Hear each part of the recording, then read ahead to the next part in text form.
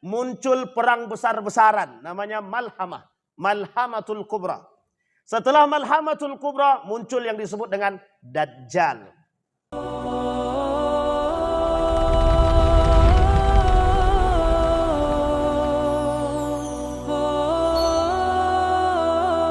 Baik Bapak Ibu, kita masuk. Malam hari ini kita masuk dalam sejarah Bapak Ibu. Di malam hari ini kita membahas tentang sejarah peradaban Islam. Kemarin kita sudah bahas Arab pra-Islam sebelum datangnya Islam. Sekarang kita masuk pada masa Abdul Muthalib, sudah lewat, sudah kita sampaikan. Sekarang kita masuk dalam masa periode Islam atau peradaban Islam di periode Mekah. Peradaban Islam di Mekah. Sebelum kita bahas persoalan Islam di Mekah, alangkah baik kita membahas terlebih dahulu tentang keadaan sosial. Keadaan Mekah sebelum Islam datang. Yang paling sederhana yang kita ketahui daripada sejarah Islam di Mekah itu, sebelum Islam datang, 3 agama sudah menjadi agama pegangan. Paganisme yang harus diingat-ingat karena berhalanya, Yahudi dan Nasrani. Yahudi dan Nasrani, Bani Israel, garis keturunannya. Kemudian ada datang paganisme, penyembah berhala yang dibawa dari Syam. Ini sudah kita jelaskan juga. Masih ada yang ingat Bapak Ibu berhala apa namanya yang ada di Syam itu? Yang ada di Mekah itu? Ada yang masih ingat Bapak Ibu berhalanya apa namanya? Ini kalau tak ada yang ingat berarti kita ulang balik. Tak jadi kita selesai nambah deh. Apa namanya Bapak Ibu? Berhalanya. Harus paham nih, karena ini berkelanjutan. Kalau tak berkelanjutan tak paham kita. Nama berhalanya siapa? Apa nama berhalanya? Hubal. Namanya Hubal. Siapa pembawanya? Hilang semua suaranya langsung. Amr ibn Luhai. Ini sudah kita jelasin nih. Ini kalau tidak connect tidak bisa lanjut ya Pak. Karena nama-nama dalam peradaban ini memang penting. Baik Bapak Ibu. Di dalam Al-Quran itu ada ayat yang berbunyi begini. Watilkal ayyam nudawiluha bainan nas. Kata Allah di dalam Al-Quran itu, kami pergulirkan masa itu. Kami pergulirkan. Kadang dulu Yunani. Sudah Yunani, Romawi. Sudah Romawi, Persia. Datang Islam. Di antara 4 peradaban yang besar ini, terbesar terlama itu Islam. 14 abad, 1400 tahun. Dimulai dari baginda Nabi, nanti diakhiri dengan Turki Utsmani. Hari ini Amerika, Inggris dalam perang pertama. Amerika dalam perang kedua. Perang dunia pertama Inggris, perang dunia kedua Amerika dan sekutu, perang dunia ketiga kita nggak tahu. Ini masih dalam tanda tanya. Mudah-mudahan dalam perang dunia ketiga ini ada Islam-Islamnya. Tapi ini bismillah, mudah-mudahan. Kalau kita rujuk kepada hadis Nabi, Umranu Baitil Maqdis wa khurabu Yasrib. Wa khurabu Yasrib wa khuruju wa fathu Konstantinia. Wa fathu Konstantinia wa khuruju al-malhamah wa khurujul malhamah wa khurujud dajjal. Umranu Baitul Maqdis, kemerdekaan Palestina. Merdeka Palestina, Madinah hancur. Madinah hancur, muncul yang disebut dengan Fathul Konstantinia, penaklukan Konstantinopel yang kedua. Setelah terjadi penaklukan Konstantinopel, muncul perang besar-besaran, namanya Malhamah, Malhamatul Kubra. Setelah Malhamatul Kubra, muncul yang disebut dengan Dajjal. Sekarang nomor 1 dulu. Umrana Baitul Maqdis. Baitul Maqdis di sini coraknya Palestina. Kira-kira sudah ada kemerdekaan Palestina atau belum? Berarti kalau belum masuk pada yang poin yang kedua, khurabu wa khurabu Yasrib. Dalam hadis ini Nabi sebut Yasrib. Yasrib itu di dalam Al-Quran disebutkan 1 kali saja, Yasrib. Begitu juga dengan Masjidil Aqsa. Masjidil Aqsa itu cuma 1 kali disebutkan dalam Al-Quran.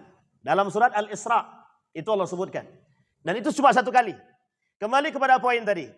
Jadi nanti Bapak Ibu sekalian yang berbahagia, peradaban watilkal ayyam dipergulirkan oleh Allah dari masa ke masa. Yunani sudah lewat. Dalam catatan sejarah skolastik itu mengatakan bahwa Yunani itu Aristoteles, Plato dan kawan-kawan masuk pada masanya Nabi Musa alaihissalam. Dalam catatan sejarah. Benar atau tak benarnya itu tergantung pada penelitian saja. Yang kedua Romawi. Habis. Romawinya Romawi Timur sudah kita jelaskan. Selesai. Persia selesai. Persia itu Iran sekarang. Selesai. Sekarang muncul peradaban yang sampai hari ini dikenang orang. Disebut dengan Dark Age namanya. Masa kegelapan oleh ilmuwan barat. Ilmuwan barat memotong.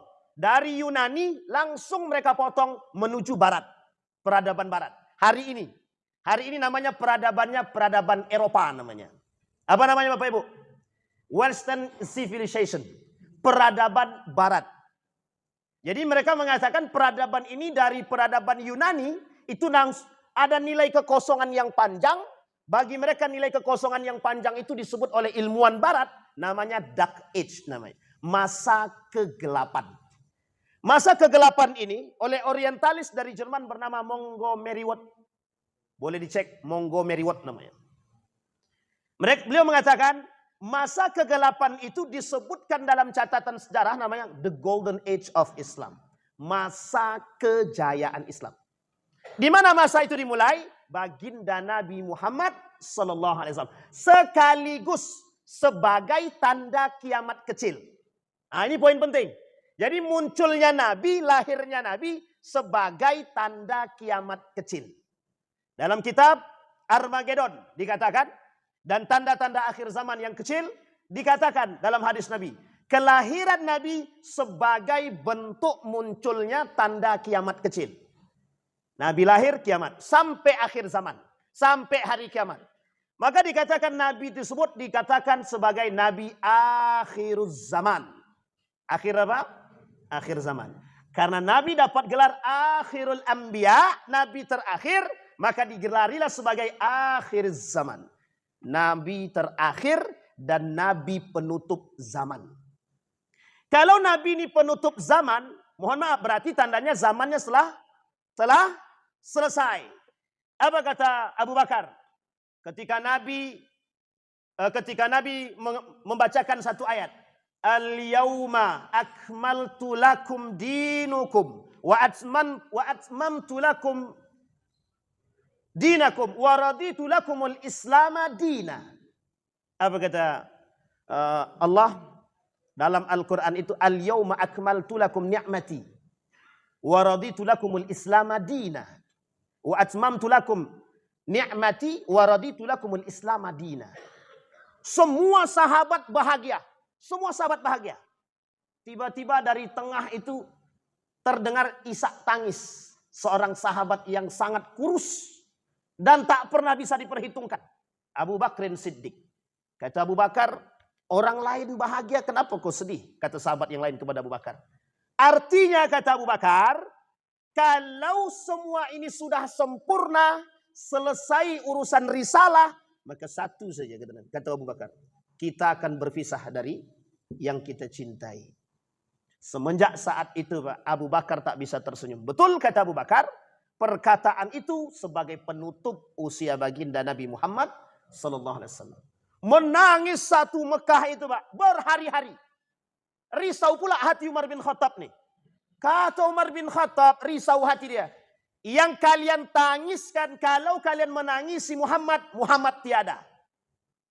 Tapi kalau kalian menangis karena Allah, Allah masih ada.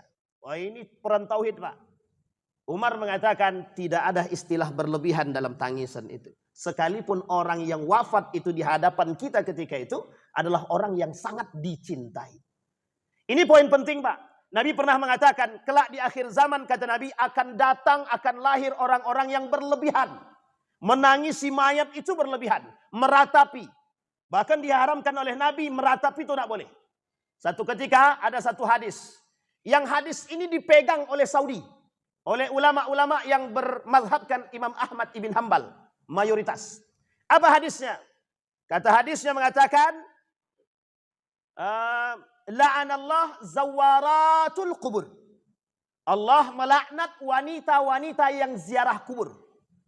Sekarang saya tanya ibu-ibu, ada enggak yang ziarah kubur? Dilaknat sama Allah itu berarti. Itu hadisnya begitu, Tapi masih koma, belum titik. Hadis itu begitu bunyinya Pak, dan itu sahih. La'anallah zawaratul kubur.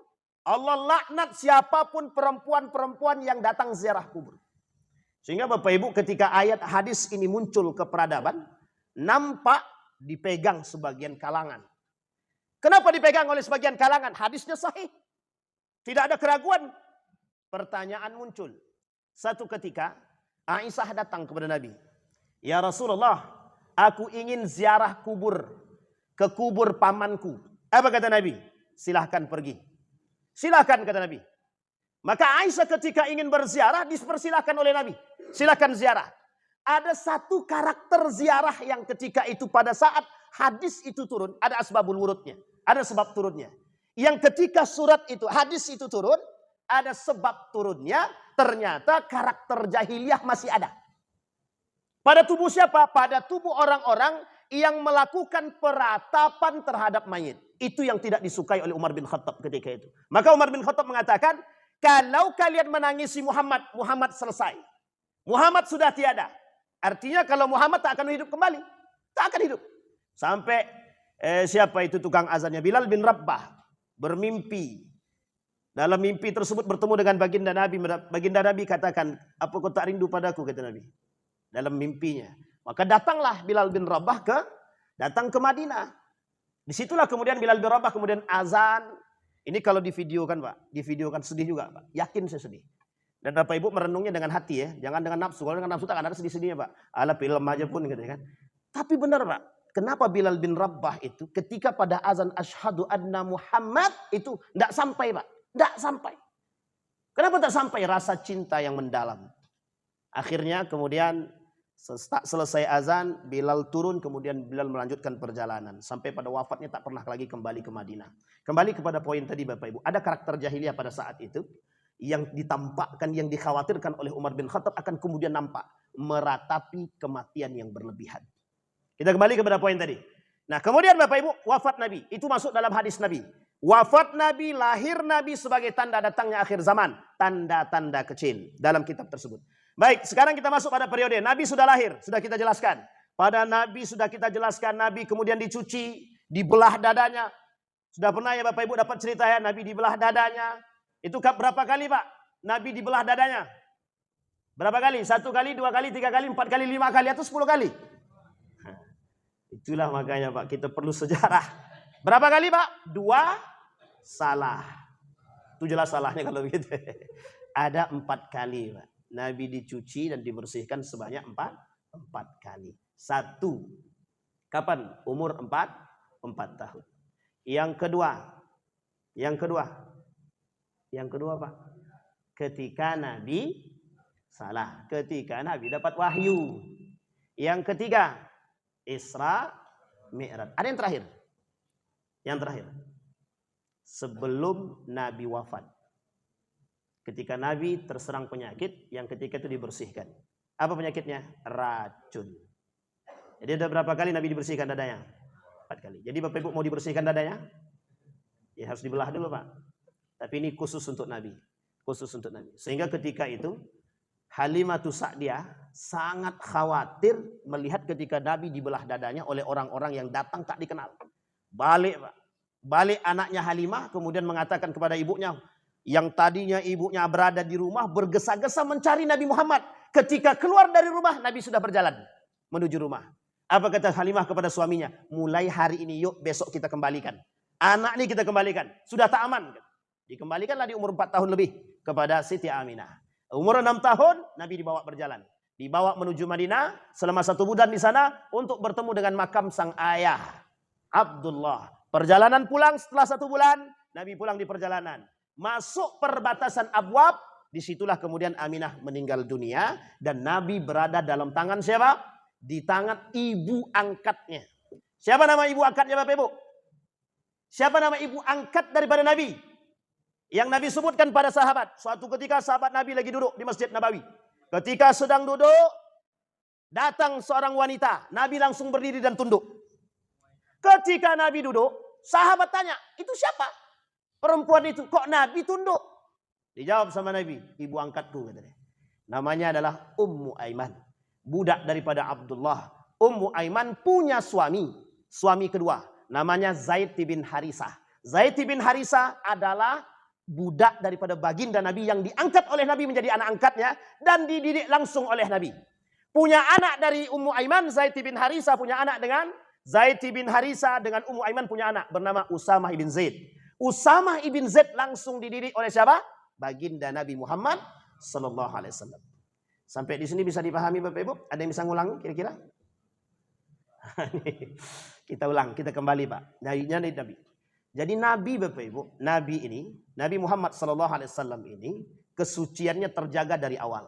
Ada satu hal yang ingin saya sampaikan kepada Bapak Ibu, yang pernah saya sampaikan beberapa waktu yang lalu. Nabi lahir dari generasi yang baik. Oke Bapak Ibu ya. Jadi turun-temurun generasi Nabi itu baik semua. Saya ambil dua ayat dalam Al-Quran, perbedaannya. Ayat pertama mengatakan, Fabasyarnahu bighulamin halim. Kita ulangi ya. Fabasyarnahu bighulamin halim. Pakai hak. Halim. Ini diperuntukkan Ismail. Diperuntukkan Ismail. Sekarang kita terjemahkan. Ghulam artinya pemuda. Ini bukan Ustaz Ghulam ya. Ini ghulam artinya pemuda. Halim artinya lemah lembut. Untuk siapa ini? Ismail. Ayat kedua. Fabasyarnahu bighulamin alim. Fabasyarnahu bighulam alim. Siapa dia? Ishak. Jadi dua anak Nabi Ibrahim. Halim diperuntukkan Ismail. Alim diperuntukkan Ishak. Ishak cerdas. Sekarang kita lihat keturunan Ishak. Ibrahim, Ishak, Yakub. Yakub cerdas apa tidak? Cerdas apa tidak? Sangat cerdas sekali Pak. Yakub ini kecerdasannya mengikuti kakeknya Ishak. Yusuf begitu juga. Kecerdasan Yusuf diakui seantero Mesir. Sampai-sampai Yusuf diberikan kekuasaan. Apa kata Fir'aun Raja Mesir ketika itu? Fir'aun Raja Mesir ketika itu pengecualian. Dia tak mau dipanggil Fir'aun. Tapi dia dipanggil Malik. Panggil Malik. Malik ketika itu, Raja Mesir ketika itu memberikan kebebasan kepada Nabi Yusuf untuk mengelola Mesir sebagai bendahara negara. Dan itu kehebatan Nabi Yusuf. Apa yang dilakukan oleh Nabi Yusuf? Ada satu kebijakan Nabi Yusuf yang sangat bagus. Dan itu perlu dicontoh untuk saat ini. Yang kaya dimiskinkan. Yang miskin dikayakan. Itu kebijakan Nabi Yusuf ketika menjadi bendahara negara Mesir ketika itu. Kembali kepada poin. Dua kalimat tersebut. Halim untuk Ismail. Maka dari Ismail ini, dari Ismail sampai ke Nabi Muhammad karakternya sama semua Pak. Sama lemah lembut.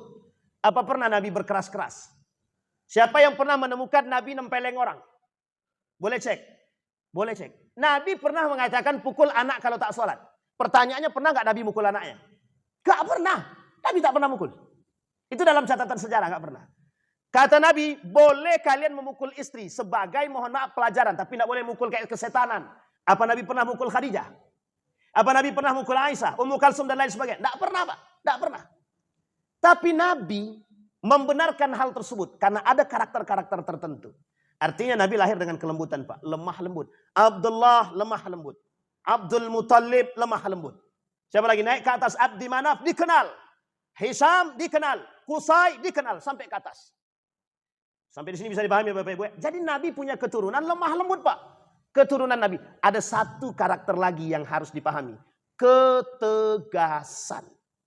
Nabi Ismail punya ketegasan. Tidak ada yang boleh membawa patung ke Mekah. Tidak ada yang boleh membawa patung ke Hijaz.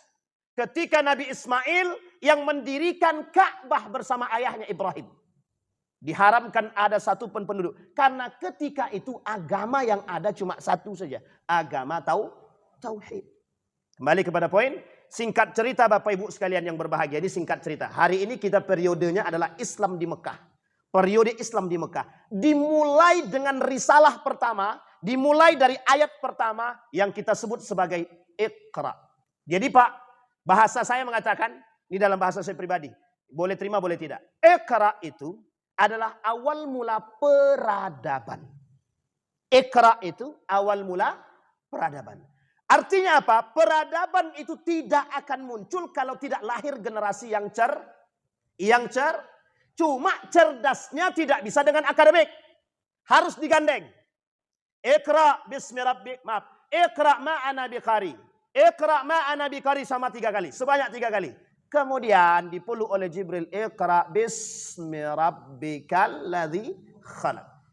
Jibril ingin mengatakan, Allah ingin mengatakan kepada Nabi Muhammad bahwa cerdas itu harus dengan. Sekarang kita lihat Bapak Ibu, kita lihat keadaan. Banyak enggak orang cerdas hari ini, Pak? Sekarang saya tanya, banyak enggak yang bergelar profesor, doktor, master? Wih, banyak kali, Bu. Sarjana nganggur pun banyak. Sarjana nganggur, doktor nganggur, master nganggur. Karena memang lapangan pekerjaan sempit. Kata mereka begitu.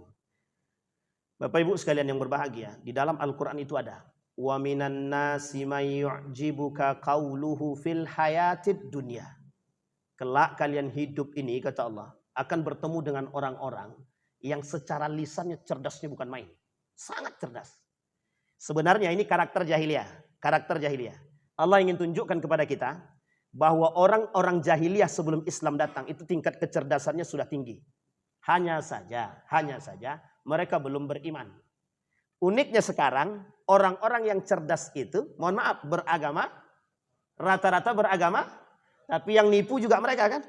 Bergelar profesor tapi nipu. Bergelar profesor bisa percaya dengan dukun. Itu bergelar profesor, Pak. Ya tidak salah, masih banyak profesor-profesor yang cerdas, yang alim itu masih banyak, Pak. Tapi kita berpikir bahwa kalimat ini sangat relevan. Artinya kata Allah, harus cerdasnya dengan iman. Kalau tidak cerdas dengan iman, tidak bisa. Maka kita buktikan, betulkah peradaban Nabi, peradaban Islam itu lahir karena kecerdasan? Kita lihat, disebut dengan jahiliyah. Jahiliyah diartikan sebagai orang kafir Quraisy. Abu Sufyan cerdas apa tak cerdas? Abu Lahab cerdas apa tidak? Al-Harisa cerdas apa tidak? Abu Jahal cerdas. Tapi kedengkian, hasad, gengsi mereka tidak mau menerima Islam. Disebutlah sebagai jahiliyah. Maka jahiliyah yang dimaksud di sini kata para ulama, jahiliyatun fiddin. Mereka bodoh dalam urusan agama. Pertanyaannya adalah, apa alasan mereka menolak Islam? Satu, mereka takut harta dan kekuasaan dan jabatan mereka diambil alih oleh Muhammad. Terekam dalam sejarah. Apa kata Abu Jahal? Muhammad, kalau kau menginginkan jabatan, kau menginginkan harta, berapapun yang kau minta, setengah kekayaanku ambil. Sampai begitu kan, Pak? Sampai begitu kan? Kalau Anda mau setengah kekayaanku ambil. Tapi dengan catatan, tinggalkan agama itu. Pertanyaannya mungkin tidak bagi Allah, mungkin tidak bagi Nabi meninggalkan hal demikian. Jawaban Nabi yang bikin membuat orang kafir Quraisy semakin sakit hati. Semua hartamu kau berikan kepadaku, tak, apa kata Nabi? Tidak bermanfaat sama sekali. Bisa tidak kita begitu sekarang? Kau pilih mana? Jadi saksi yang baik ya. Oke, jujur. Datang tukang bisik belakang tadi. Mau 2 miliar? 3 miliar? Goyang Pak di tengah persidangan. Kacau Pak. Itu mantap juga itu. Jadi duit itu memang bisa merubah.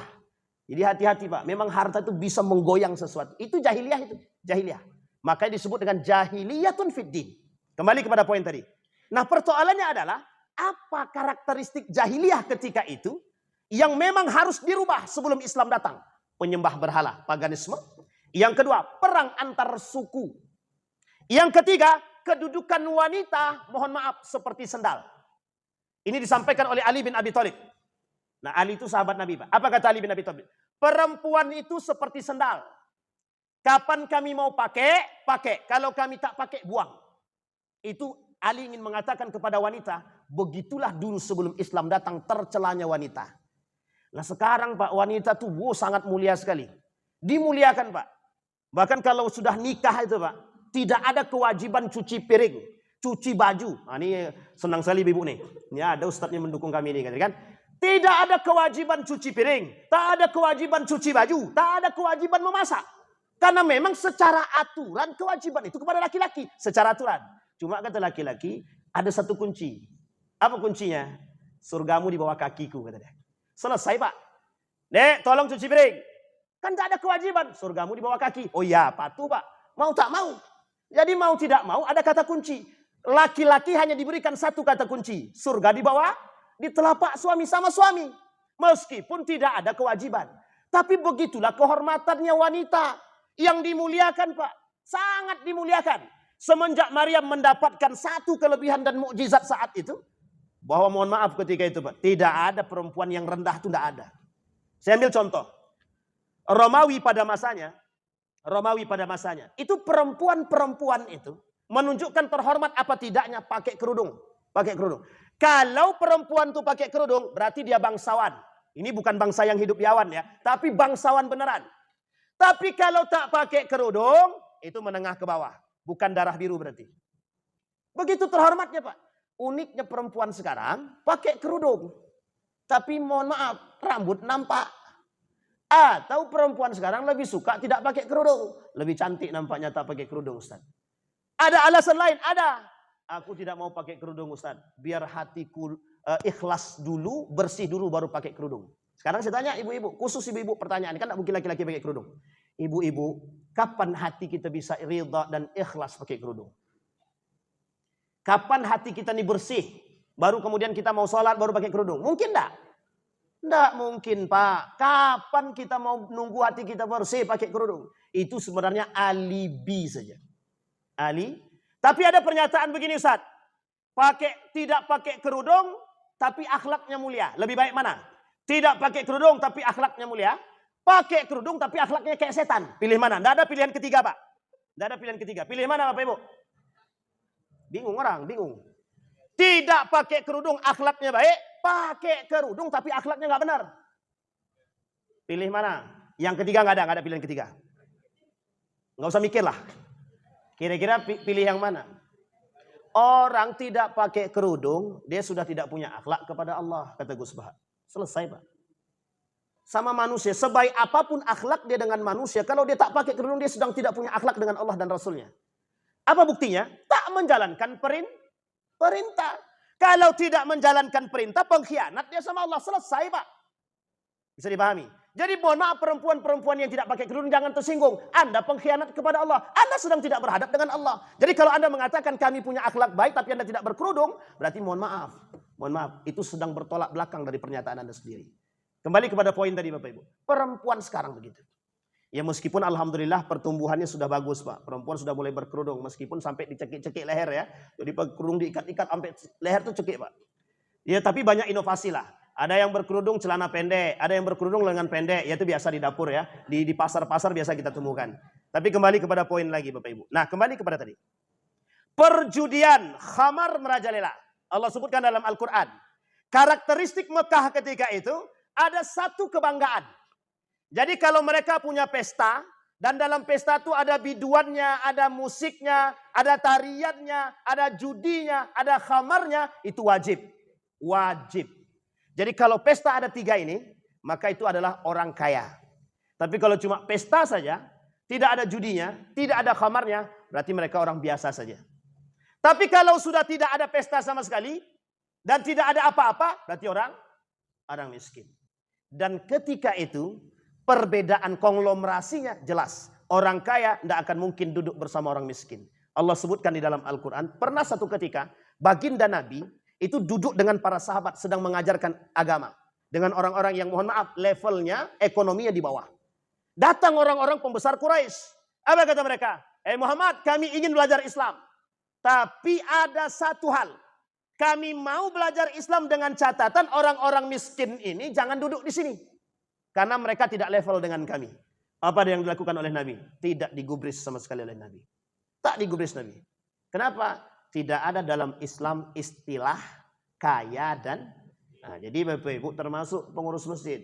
Tidak usah dibuat di depan ini khusus gubernur, khusus bupati, wali kota, tidak usah. Karena masjid untuk semua orang yang beriman. Ustaz, tunggu 5 menit lagi Ustaz. Wali kota lagi di jalan. Di jalan mana? Jalan Kerinci. 1 jam Pak kita nunggunya Pak. Gak mungkin sholat isya kita undur-undur. Nunggu dia datang. Jadi ini poin penting. Kalau kita buat begitu, itu karakteristiknya orang jahiliyah Pak. Yang membedakan. Maka Bapak Ibu ada satu tempat terbaik. Satu tempat terbaik. Yang tidak ada perbedaan sama sekali. Masjid. La masjidu ussisa ala taqwa. Min awwali yaumin ahaqqu an taquma fihi. Fihi rijalun yuhibbu ayyatatahhar. Wallahu yuhibbul mutahhirin. Ini poin penting Pak. Jadi tidak ada istilah pengkhususan. Tapi Ustaz, Kalau itu untuk khotib kami tulis dan imam kami tulis bagaimana? Oh ya itu memang layak Pak. Layak juga itu. Cuman imamnya Pak belakang selalu terlambat datangnya Ustaz. Ya di siang lain. Tetap di siang lain. Kalau khotibnya yang terlambat bagaimana? Ganti yang lain. Ya kalau khotibnya nggak datang gimana? Mau khotibnya ikut 2 Jumat Pak? Mesti harus diganti. Sampai di sini bisa dipahami Bapak Ibu. Itu karakter. Kesenjangan sosial yang tinggi. Tadi kita sudah sampaikan. Kesenjangan sosial yang tinggi. Akhlak yang rusak meskipun sebagian memiliki sifat pemberani dan dermawan. Betul. Sebelum Islam datang, ada 3 orang. Bersahabat bagus. Akhlaknya mulia. Baginda Nabi Muhammad SAW. Sebelum Islam datang.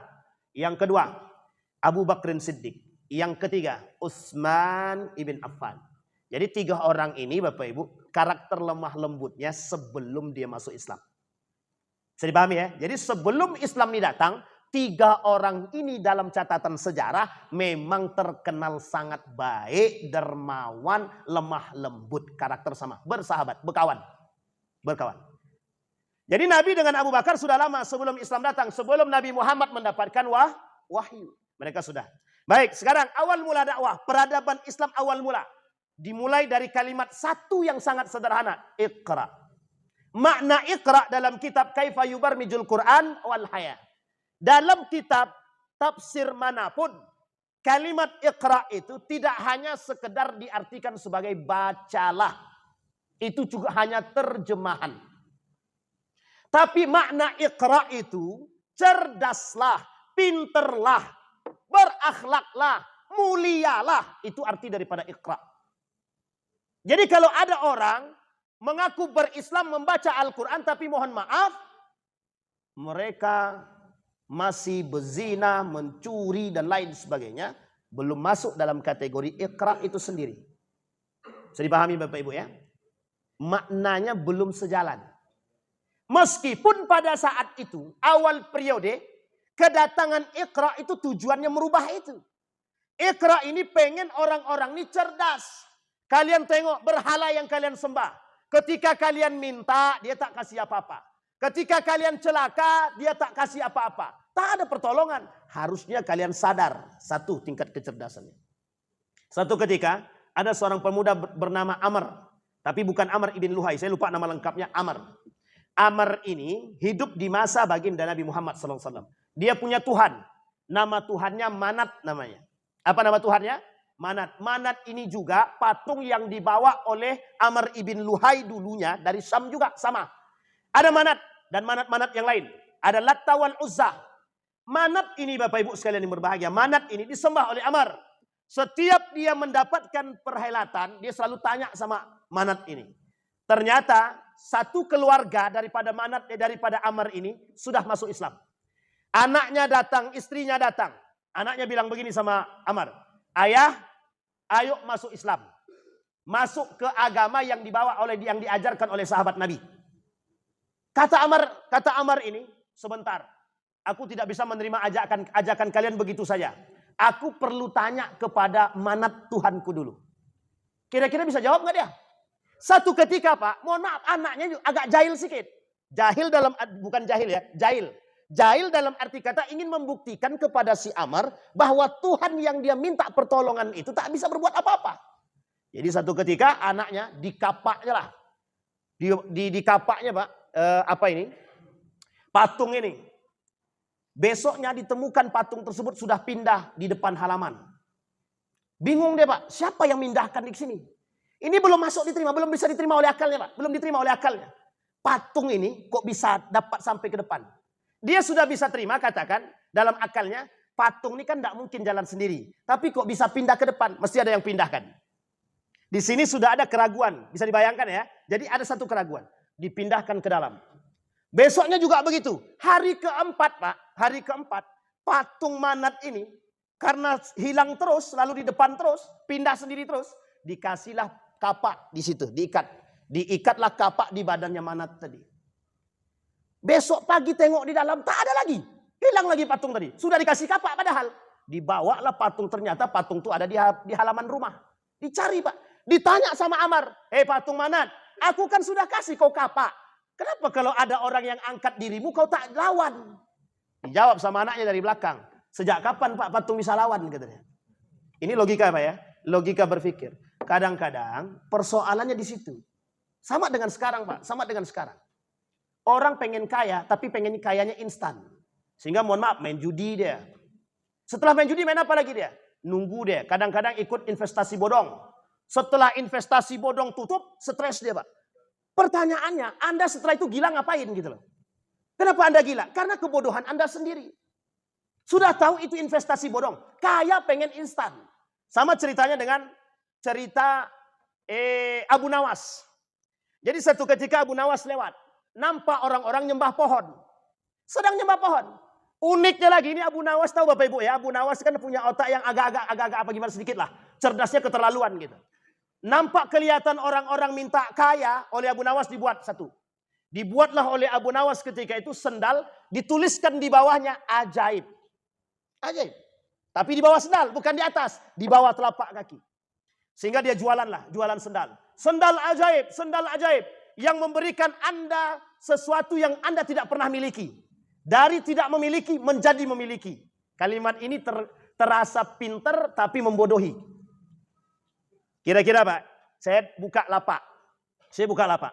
Bapak Ibu saya bilang, Bapak Ibu yang pengen punya sesuatu yang tadinya tidak punya, Bapak Ibu bisa jadi punya.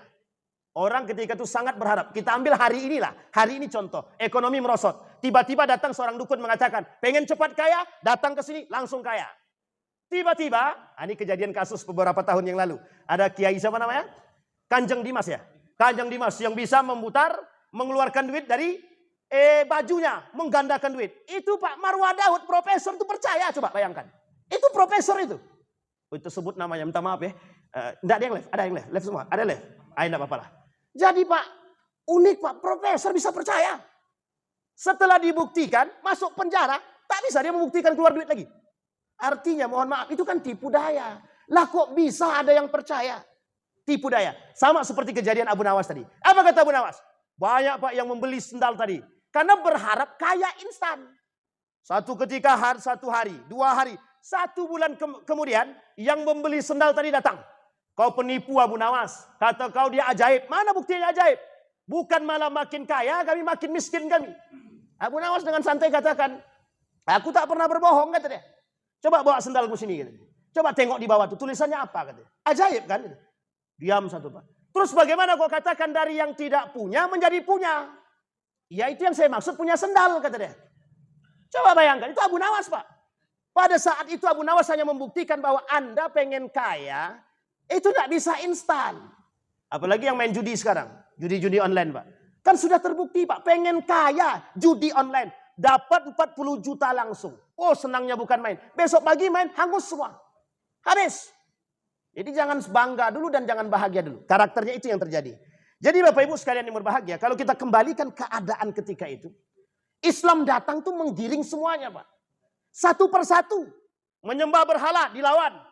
Makanya mohon maaf karakter orang Mekah tuh keras-keras Pak. Keras-keras.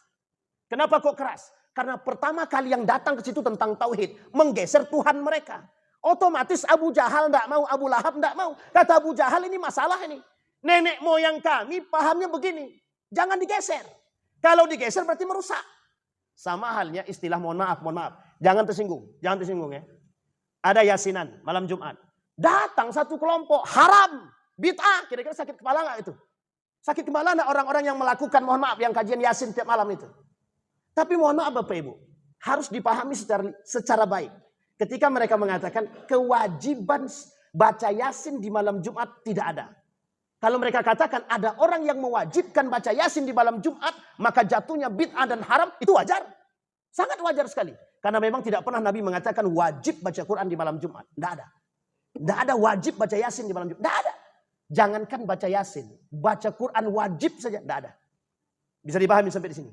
Itu Pak, kalau itu yang datang otomatis menggiring. Sangat menggiring. Dan Bapak Ibu satu tradisi yang sudah nenek moyang pernah dilakukan. Digeser oleh kelompok tertentu. Otomatis mereka sakit kepala. Ini masih ikhtilaf. Bagaimana dengan pergeseran tauhid? Ketika mereka menyembah berhala. Datang Nabi kata ini berhala. Ini adalah penyembah patung neraka. Apa tidak sakit kepala mereka? Semenjak saat itu Nabi menjadi musuh. Dan dimusuhi oleh mereka. Maka Bapak Ibu, perperangan pun terjadi. Ada satu hal yang harus Bapak Ibu pahami dan kita semua pahami. Islam datang itu dengan perjuangan, Pak. Kita yang yang menjaga kemurnian Islam hari ini, harusnya lebih berhati-hati dan berjuang. Generasi yang lahir tuh harus lebih pejuang, Pak. Daripada Muhammad Al-Fatih, Salahuddin Al-Ayyubi, Abu Musa Al-As'ari. Lebih harusnya. Karena menjaga itu lebih berat daripada memulai. Nabi perlu dengan perjuangan, Pak. Berdarah, ini segala macam. Kita cuma tinggal menjaga nilainya pun kita nggak mau. Karena mohon maaf, kita tak pernah diwarisi generasi pejuang. Kita diwarisi, mohon maaf jangan tersinggung. Kita diwarisi karakter feodal. Kita diwariskan generasi-generasi yang memiliki karakter-karakter pecundang. Dan jangan tersinggung, Pak. Mohon maaf, jangan tersinggung. Kita introspeksi diri. Mengapa Islam begitu bisa pesatnya muncul dan berkembang? Ada alasan. Semuanya para pejuang. Ada yang cinta terhadap dunia ketika itu? Tidak ada. Mereka rela semua harta benda mereka demi untuk dakwah. Hari ini bukan untuk dakwah, untuk ditipu, ditilep. Duit Quran misalkan, duit haji misalkan, kuota dan lain sebagainya, ditilep, Pak. Bukan untuk perjuangan, mending untuk dakwah. Ini bukan untuk dakwah, untuk menebalkan kantong pribadi. Sampai di sini paham ya, Pak Ibu? Bisa dipahami. Artinya hari ini kejahiliahan itu semakin tampak. Saya bacakan satu hadis daripada baginda Nabi Muhammad SAW tentang kembalinya kejahiliahan, kata Nabi. Halaman 63. Baik, 61, 2, 63. Mana lah ini dia. La taqumus sa'ah hatta tattaribu ala ya'tu nisa'i dausin ala dhil khalasati wa dhul khalasati taghiyatu dausin lati kanu ya'buduna fil jahiliyah. Apa kata Nabi dalam hadis tersebut? Dari Abi Hurairah. Hari kiamat tidak akan terjadi. Mohon maaf bahasanya agak sedikit vulgar. Sampai wanita-wanita jalang dari suku Daus bergoyang-goyang di atas Zulkhulasah. Kemudian disampaikan, sedangkan Zulkhulasah itu berhalanya suku Daus yang dahulu mereka sembah di masa jahiliyah. Ini sumur Nabi mengatakan bahwa masa-masa jahiliyah itu akan kembali pada saat. Tapi kembalinya bukan kepada orang-orang yang tidak Islam. Kembali dilakukan oleh orang-orang yang justru mengaku Islam. Artinya kalau itu terjadi, maka generasi-generasi pejuangnya tidak ada. Bisa dipahami Bapak Ibu? Mengapa ada perempuan yang telanjang?